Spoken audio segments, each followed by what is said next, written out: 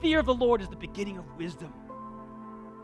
And have worshiped the created thing rather than the Creator. They've been given over to all manner of perversion and nonsensical thinking. Don't let the world tell you that you're a fool for using common sense.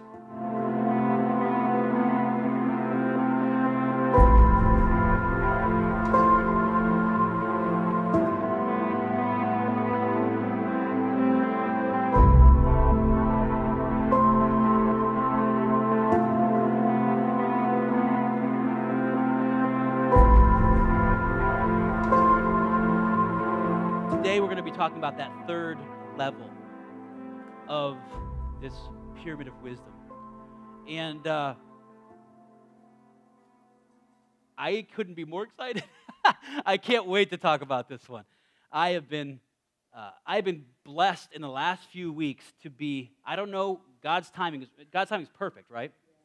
I've been blessed in the last few weeks to be reading materials that all are going like this. It's just amazing. And you're going to get some of the benefit of that today. All right? So, the big idea of this message is God communicates His wisdom to us through the majesty of creation. The majesty of creation.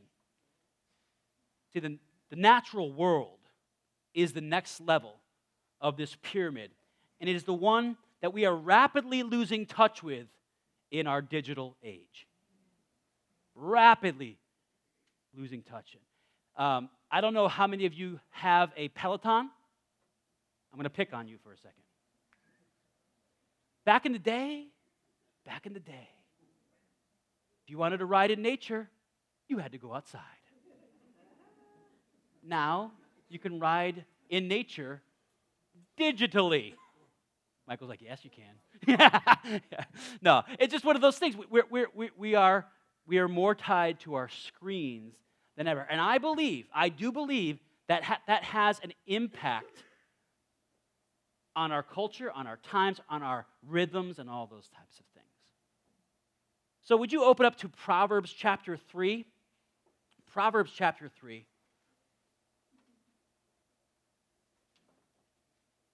And we're going to read 13 through 24.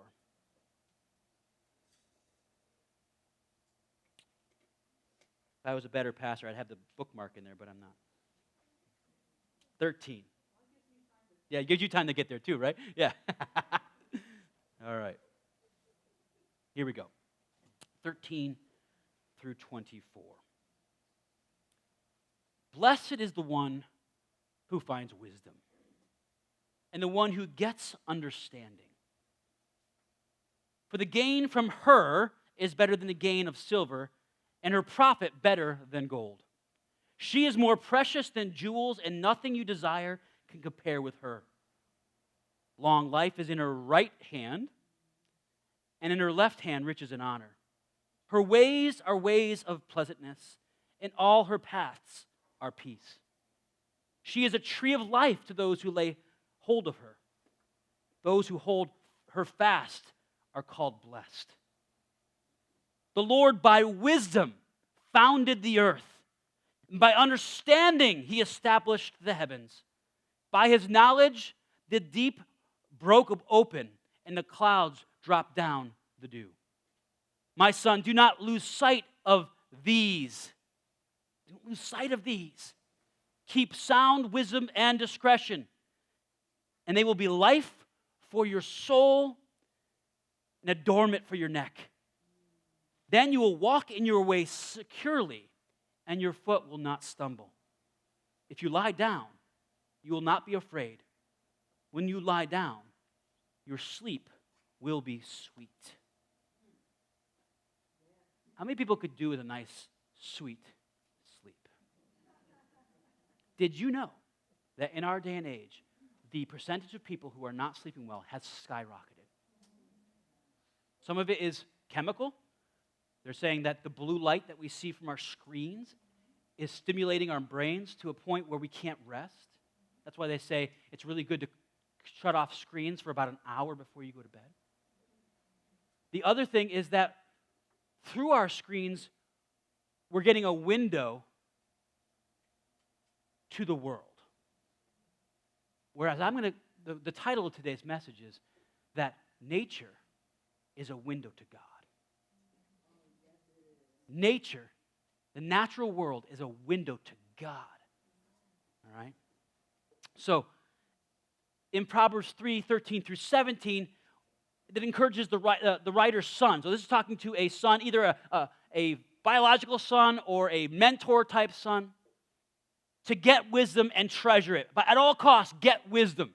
And that's what we're talking about, wisdom pyramid, right? So I want you to get wisdom.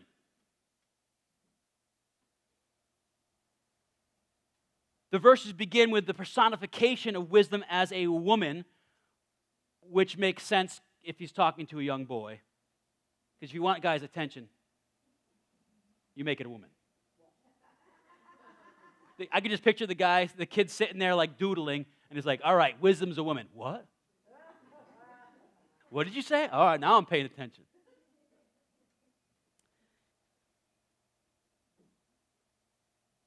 And I believe, it's all red-blooded males do, that the woman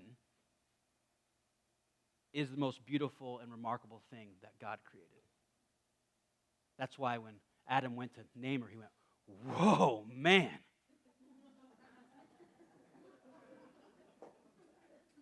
Whoa, man. Most beautiful thing. Verse 18 transitions the imagery to that of nature. A tree, the sky, and the earth. God created the heavens and the earth with wisdom and knowledge. We would do well to frequently remind ourselves that creation reveals God's wisdom to us. Psalms 19, Psalms 19, 1 through 7 says this.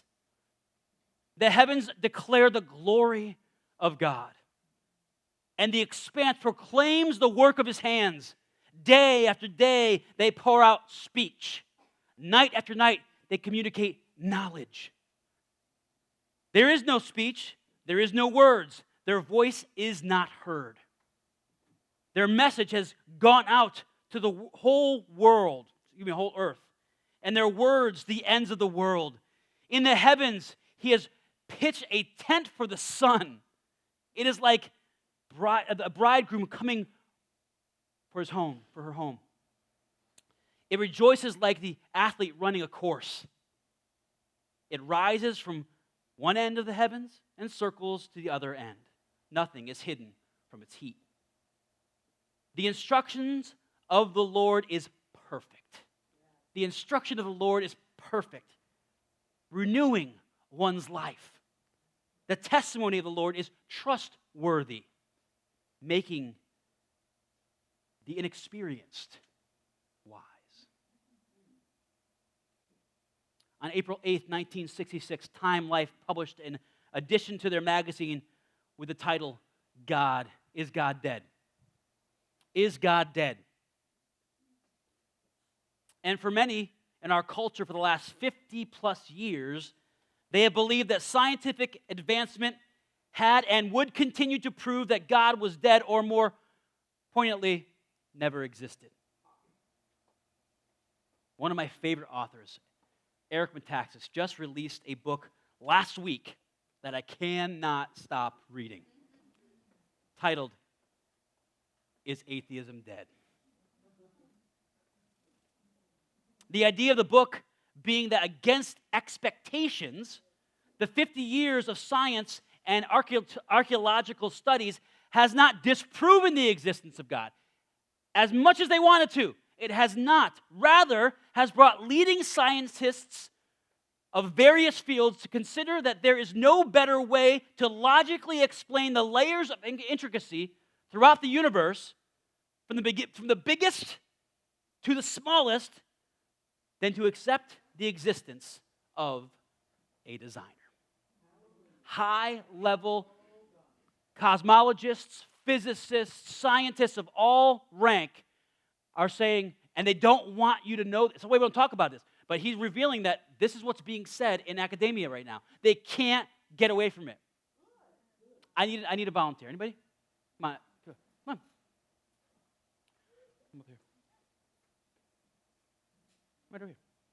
up top stage. All right, for those of you who don't know, this is an amazing woman. Her name is Debbie Carrillo. Everybody give Deb a hand.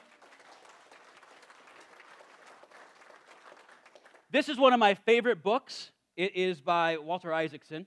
And I want you to heft this book and just feel it. It's a very heavy book, isn't it?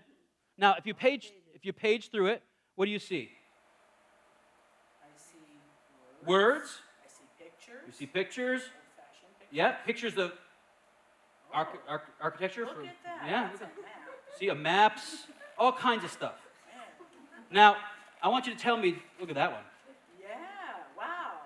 Pretty awesome. It's an unborn baby in a drawing, and it's old. Leonardo da Vinci.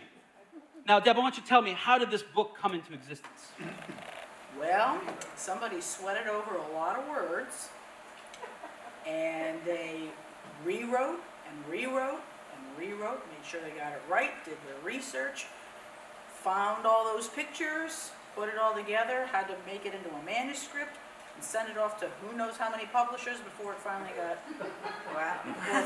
accepted. And we don't know how many rejection slips Walter Isaacson got before he finally hit the jackpot. Because sometimes it takes that. I want to go a little further with you. What is this substance that these black scrollings are on? Paper. Where did that come from? Trees. Oh, a tree? That's just stupid sounding. That a tree could be in that manuscript. How does that work? Well, Deb's a teacher, so I'm really putting her on the spot. But Deb, what is E equal MC squared? Explain it. No, no, the tree. Go for the tree. Okay. But trees, they cut the trees down, they slice them up, and then they start processing them. They pulp the wood up, make wood pulp, and then from the wood pulp, press into paper. Interestingly enough, Deb is absolutely correct, and we did not practice this ahead of time. she's pretty knowledgeable here. So, what would you say if I said that this book, with all of its intricacies, all of the things that make up this very, very heavy tome, about somebody who literally existed, just happened? It didn't just happen. No, it did. It just happened. It fell on my desk one day, fully formed, with all the ink and the paper organized correctly into words and sentences. The paper was pressed miraculously from nothing. So what would you say? Came into your office. No. They went from Barnes and Noble, and then they dropped it on your desk. Just happened. It just fell there from the sky. It was spontaneous. So was there a hole in your office now? Didn't need a hole. It just appeared. It just appeared. Now, I'm your pastor. I'm telling you. I'm having trouble buying this one, Pastor. Why? Because I'm telling you that this is what happened. Don't you trust me? you believe that, maybe, but I really don't think you do. That's the thing. I really don't think you. This is how heavy this book is. Wow. Thanks, Deb. Love you. Give Deb a hand.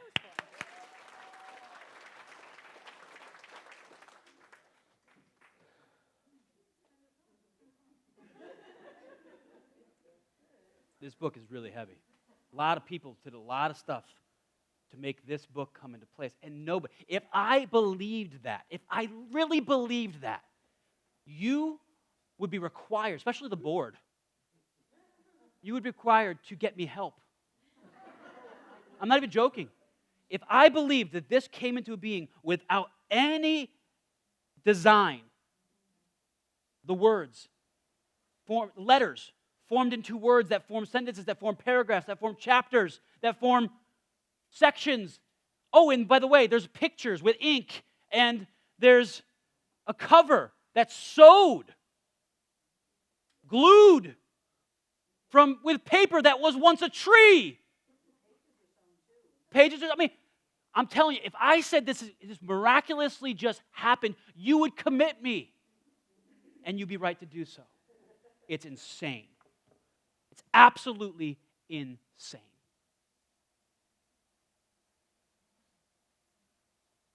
DNA. Now we're going to get sciencey.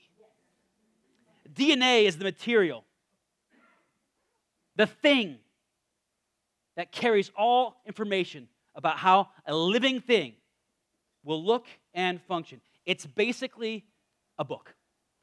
It's like a library. DNA is a library that tells you how it's so intricate. It's the thing that makes the things, that makes everything living. Okay? DNA has a complex structure, much more complex than letters to words to sentences to paragraphs to books. It is made up of chemical substances are linked together like a chain, as you can see back here. DNA helps cells to make the substances called proteins, which the cells need to live. DNA also allows living things to make more living things, to reproduce.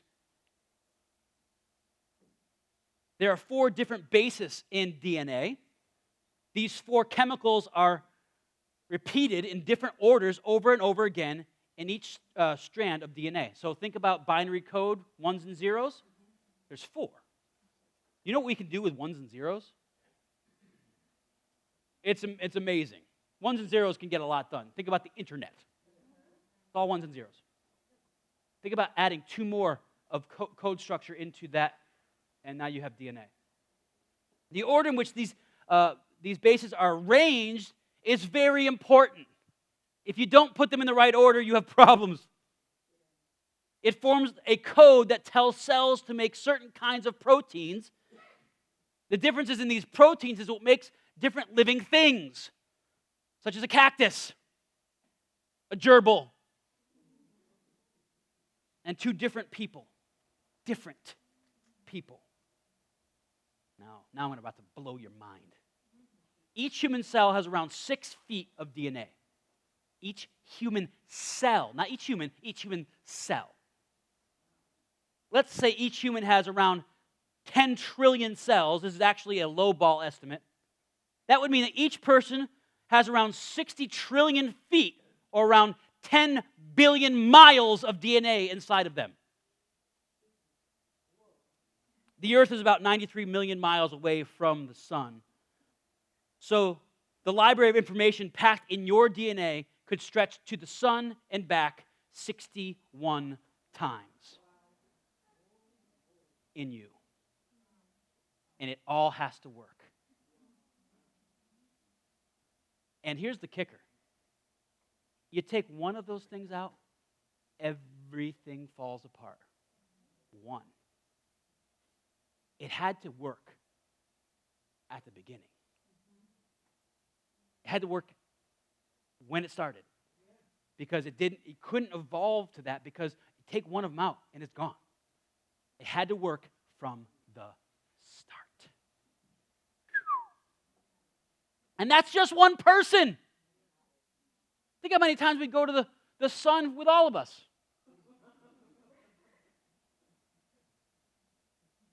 If it is insane to believe that a packet of information happens by chance, how can anyone believe that a packet of information such as DNA is a product of random processes? Proverbs 9:10 says this: "The fear of the Lord is the beginning of wisdom." The fear of the Lord is the beginning of wisdom. Now that word is, the Hebrew word is yira. Put that up. Yira. And it means fear, terror, like real fear. And real terror, like, what?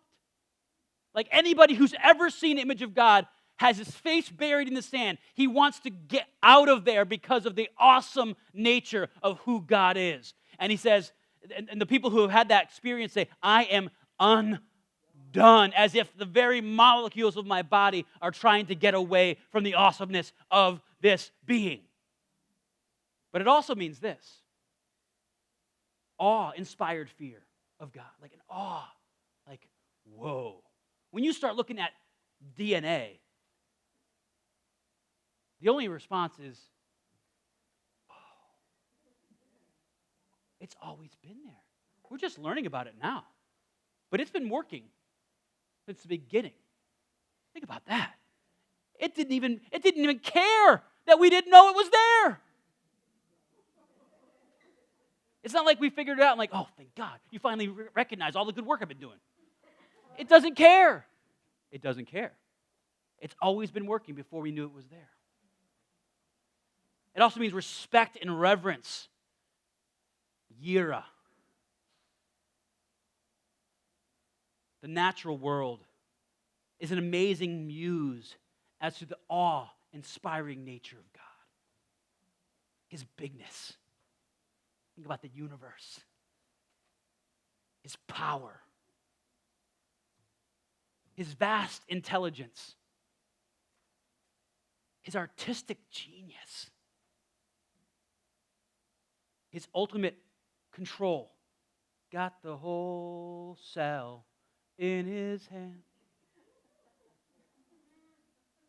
From the smallness of the subatomic to the hugeness of our universe. Start thinking about that, and you're going to go, like Adam did when he saw Eve. Whoa. He could care less about atoms at that moment. About DNA. He's like, whoa. We're going to go somewhere else. You ready? Consider the human eye, which has about 6 million cones packed into the fovea, a small pit in the back of your eye that helps with sharpness and detail of images and color perception. I sit across from my wife, and I notice that the woman sitting across from me has the most beautiful brown eyes in the world. But that's just what I see. All these things are happening in my eye to notice her eye, and she's noticing me. I'm noticing her beauty, but I wouldn't be able to do that and perceive the color of her eyes if I didn't have 6 million cones working on their own. I didn't know there were cones in my eye. They've been working since the beginning, and I didn't even know they were there. And I'm able to perceive beauty because of those little things that are so intricate that if they're set off by just a little bit, it results in blindness.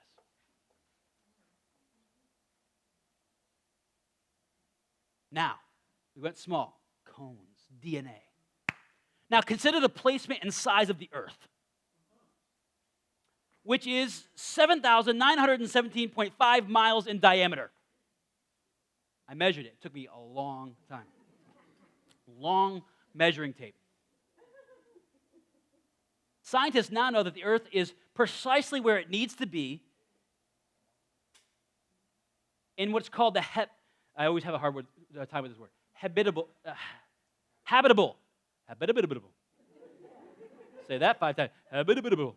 Habitable zone. Not too far from the sun and not too close. They also call it, which I prefer than the habitable zone, the Goldilocks zone. Not too hot, not too cold. Just right. Now, and it is precisely the correct size. Did you know the earth had to be a particular size in order for us to be here? Yeah. It's precisely the correct size so that the electromagnetic field is strong enough to protect us from the solar winds that would have stripped our atmosphere of anything that we need to breathe and everything, all the chemicals and stuff, but not so strong that the atmosphere is too thick for us to breathe. They say if it was a little bit stronger, it would be like trying to breathe sand. And if it was a little bit weaker, there would be no oxygen, there would be no helium, it would just be stripped away by the solar winds. Did you know? I'm full of knowledge today.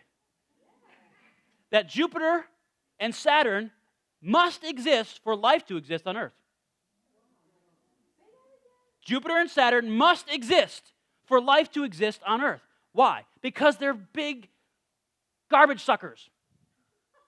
Their gravitational pull is so large that it takes all of the meteorites that would normally hit our planet and hit it, and it sucks them in. They're like big hoovers. That's what they're for. I didn't know this until I started reading books that just happened to fall into my desk. Way better than Amazon, I'll tell you that much. Really bored. I don't really believe that. So. The natural world is awe-inspiring. And it opens us to a window to the divine. So, though we should recognize nature as an important source of wisdom for our informational diet, we must be careful not to make the mistake that countless generations of people have done and see it as a reflection only of God's glory. Romans 1:25 says this, they exchanged the truth of God for a lie and worshiped and served what has been created instead of the Creator, who is praised forever. Amen. Now we know what that word means, and we're really on top of it. Amen. So be it. We lean into that. Verse 28, and because they did not think it worthwhile to acknowledge God, God delivered them over to a corrupt mind. I like the translation that says a depraved mind. So that they do what is not right. When we trade the worship of the Creator and we put our focus on the creation, we run into all kinds of problems. And I'm telling you, that's what our generation has done. That's what they did. It's called idolatry. It's been all through our human history. It's the same problem. It's just got a different face now. And it's called atheism. Secular Darwinism. So, what does it look like? Think about this passage. Because they didn't think it was worthwhile to acknowledge God, God delivered them over to a corrupt mind so that they do what is not right. What does that even look like? I'm going to tell you what it looks like. It looks like Bill Nye, the science guy, telling young people that there are infinite genders and that gender is on a spectrum. We have medical doctors with all kinds of letters behind their names saying that men can have babies.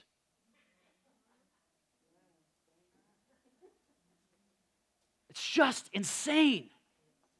It's depraved. I would like to take one of those doctors. Say, go out in nature for like 5 minutes and observe the natural world. Just go out there for just a little while. You're going to find out that all around the world, we have two genders. That's kind of how it works. See, the boy, well, we won't go into that today because let your parents deal with that later. There's always the two. And guess what? Just a little insight. The girl in that relationship has the babies. Just letting you PhD weirdos know that if you just walked out into the nature of God's world, you would see natural rhythms and understand that the things you're cooking up in your offices, on your computers, is insane. It's nuts. It doesn't make any sense. Why? Because they worship the creation rather than the Creator, and they've been given over to a depraved, corrupt mind. Get outside for a little bit. Look at a bird's nest. There's eggs in there. The boy didn't lay them. Every time I talk about something like that, people go, what about seahorses? What about seahorses? Yeah, I know. The boys have the babies. Are you a seahorse? End of the conversation. All right. Why would anybody begin to believe these kinds of nonsense? Because they do not have a holy fear of God. Fear of the Lord is the beginning of wisdom. And have worshiped the created thing rather than the Creator. They've been given over to all manner of perversion and nonsensical thinking. Don't let the world tell you that you're a fool for using common sense. We are pressured into believing and saying things that are politically correct or socially correct that are nuts. In a few years, everybody who was saying that, I hope, oh God, I hope, it's going to be like, remember when they used to say that weird thing? It's a fad, it's a phase, it's awful. People spend too much time living in their artificial, virtual world, disconnected from the nature and the natural rhythms, as they are prone to believe whatever the talking heads tell them. Their window is to the world through their screens, whereas the natural world is a window to God. I got an idea. Go outside. What I tell my kids. Get out of my face. Go outside. My parents had no idea where I was. No idea. I remember being on the top of a cliff with no railings, with a camcorder, throwing a straw dummy over it to get a shot for our little movie that we were making. Yeah, we could have died. Don't do that. That's just me being stupid. All right? I'm not advocating that. Railings are a good thing. I'm saying, go outside. Get some sun. See the world. Breathe. Oh my goodness. Nature is a window to God. We are meant to see the beautiful things God created and praise God. Consider all the nature-inspired metaphors throughout the Bible. Psalm 1:3 says this, He is like a tree planted by the flowing stream that bears its fruit in its season, and its leaf does not wither. Whatever he does prospers. I believe that past generations who lived in a more agrarian society understood this Bible better than we do. I don't even know if I said that word right. Is that right? Agrarian? Agrarian. I like my word better. Got more syllables. John 15:5 says, I am the vine, you are the branches. If you remain in me and I in you, you will bear much fruit. Apart from me, you can do nothing. John 10:11. I am the good shepherd. The good shepherd lays down his life for the sheep. The book of Proverbs is filled with imagery from the created order. I'm going to tell you, I'm going to give you some information from the book of Job. And I don't usually do this because the book of Job, there's only like one good section, in my estimation, of the book of Job. It's at the end. If people are quoting you the book of Job, be very careful because most of the book of Job is like bad theology. Like on purpose. The people who are talking to Job, they're spitting out bad theology. So don't quote Job as like, because you're probably wrong. But at the end, Job kind of goes, God, are you even here? Do you even care? And God says, oh, Job, I'm so sorry. Did you have a hard time? Oh, Job, I forgot about you. I went on a long trip. I was out creating a supernova. Now somebody says, it's so cool. It's my favorite part of Job because Job goes like, God, why did you even know that? Don't you see me? He goes, hey, Job.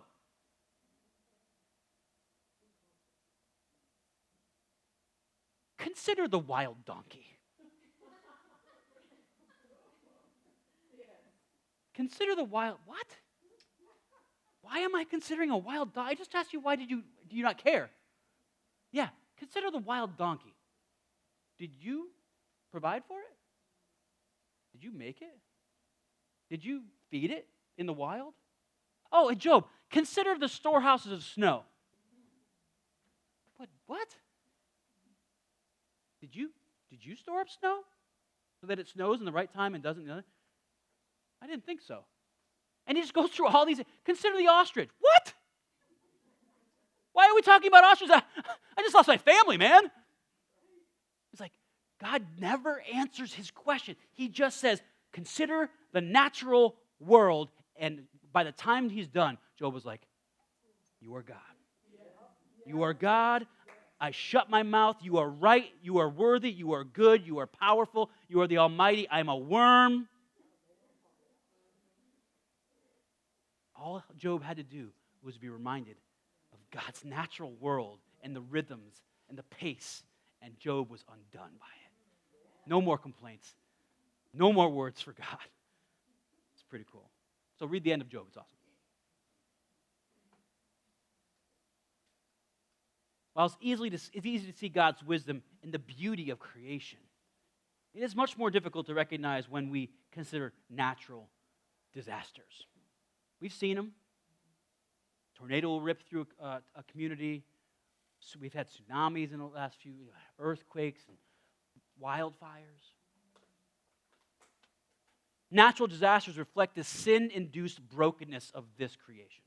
Do you realize that this creation is the beauty of all we have is just the remnant of what was destroyed by a flood? And it's still gorgeous. Imagine when God makes all things new. I can't even, I don't know what it's going to look like. It's going to be beyond. But our world has been marred by sin, and we live in that. We live in that every day. But God's beauty shines through when the vegetation returns in a charred forest. It doesn't take long. In fact, it's usually more abundant after the... Now, that doesn't minimize the loss of life and all those, but it's amazing to see that God overcomes those broken things in so many ways. When the animals adapt into the destruction of a habitat, they adapt. I'm not saying we should go destroy habitats so we can see animals adapt. I'm just saying it happens, but God's bigger than it. Both of these things remind us that God will make all things new. So I'm ending with this. Ready? Take a walk. Take a walk. Get some fresh air. Look at a mountain. Here's an idea. Don't look at a mountain through the 3x5 lens of your phone. It'll still be there. Take a picture in your mind. Enjoy the beauty of it without having to capture it. That's the beauty of wild things. Not just capturing them, but seeing that they're uncapturable. Wade into a crystal clear lake, a pond, beautiful water. Laugh. Do you know what has to happen in your body for you to laugh? I'm not going to go into it because it's pretty complex, but it's awesome. Alberta, that laugh right there, do you know how many things are going on in your body right now? And did you know that laugh is releasing chemicals into your brain that is causing you to feel better? Play with a baby and marvel at the little fingers and toes.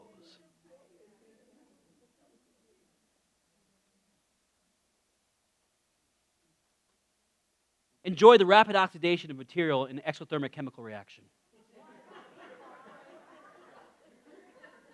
Or for you lay people, look at a fire.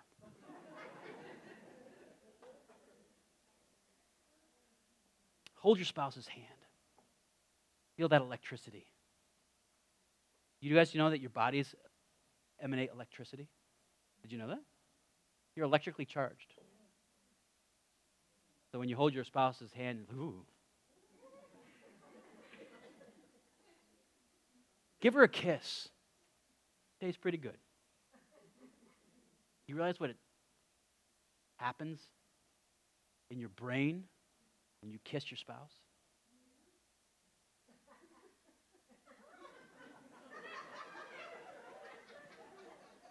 Not only in your brain.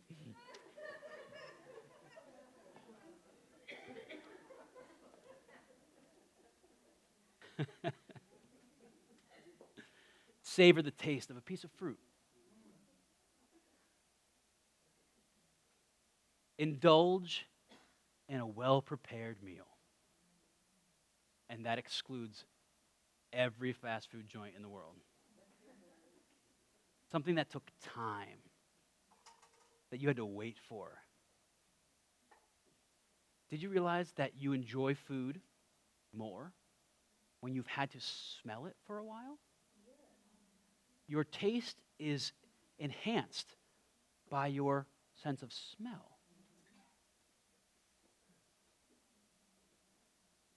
When you smell something good, you know what happens? Your mouth starts to salivate. And that increases the pleasure of eating. It's just, you're amazing. Just in the fact that you eat and laugh and see. Live real life. Live real life. It's a window to God. Lord, I thank you for every single blessing, the ones we know about and the ones we don't know about, that work even though we don't know they're there. Lord, you're so amazing. From the bigness to the smallest.